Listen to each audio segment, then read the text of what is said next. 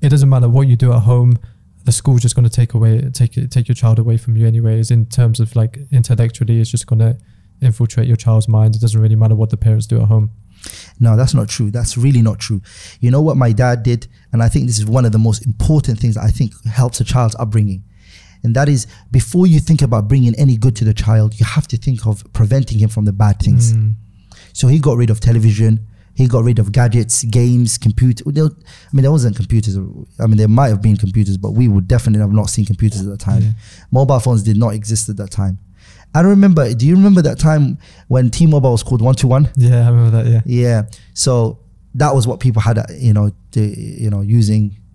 And there was a deal, T-Mobile at that time, 121, had a deal called 7 to 7. Okay. So 7 in the morning, no, 7 in the evening to 7 in the morning. It was like you had a free line to talk to whoever you wanted to. Okay.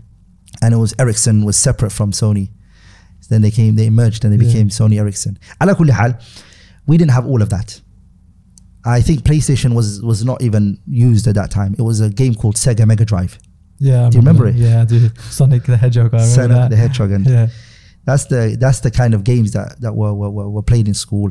People were more into all of that. The reason I'm telling all of this is because all of that was out there and it really didn't affect us.